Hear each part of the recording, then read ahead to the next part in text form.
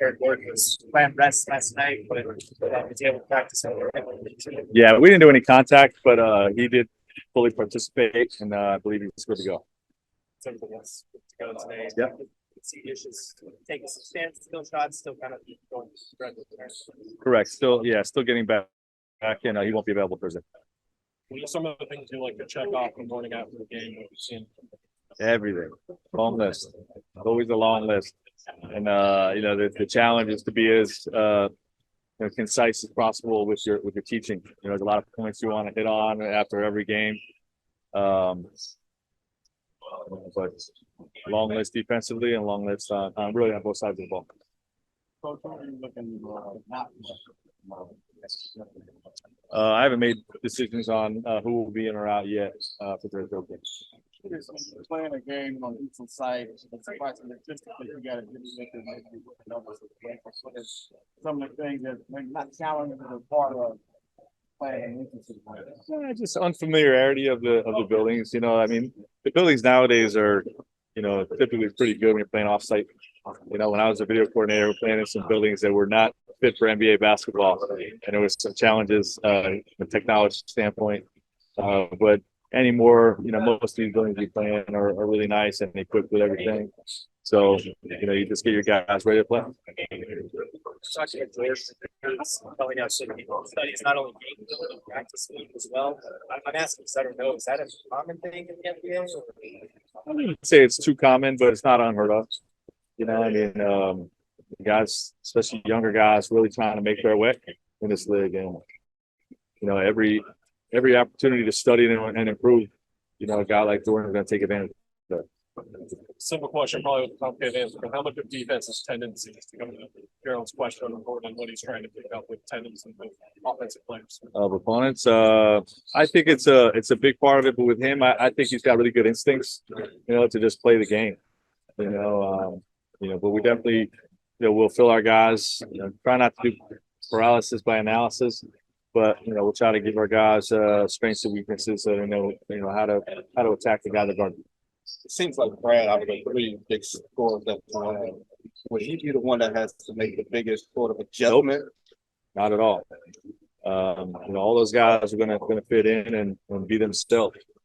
We're not asking one of them to sacrifice or compromise more than the others. So no.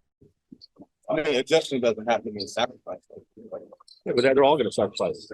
We're going to play extra fast basketball, and everybody on the team's going to play. Play with the mindset to sacrifice for the greater good of the team. What makes this week so hard to assess the talent and being that there's so much on this team? Final full week of the preseason, so you got to whittle that roster down. What makes it tough? The fact that we got a lot of good players, is the first thing. There's going to be some guys that,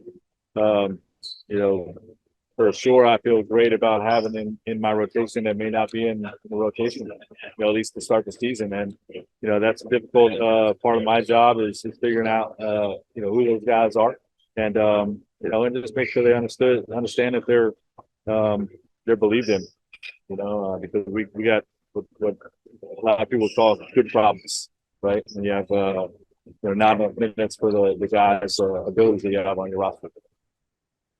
Coach, over the last two games, you guys have really gone on some really good runs in the second quarter. What has been a key to it? Just executing our stuff.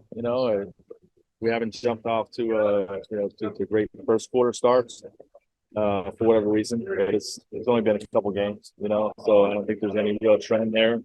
But we got a really good team, so.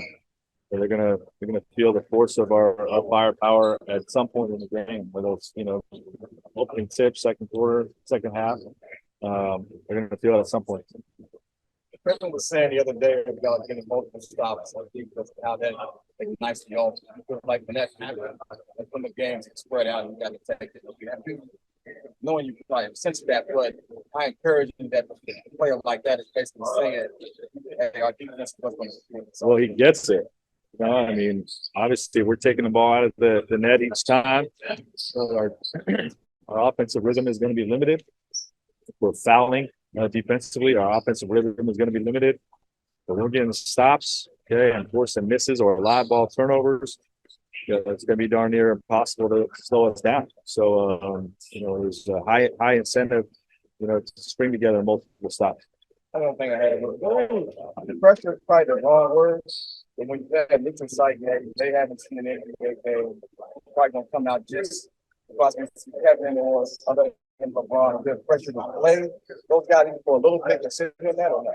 Not really. It's really about what's going to give us the best opportunity to win opening night. You know what I mean? If that means sit them, that means sit them. My lean is to lean into rhythm and timing, and keep building our conditioning and, but there's always the entertainment piece of this business, and I think the best players, they appreciate that. So going to a Vegas or a Palm Springs or some of these off market cities where the locals don't always get to see NBA basketball.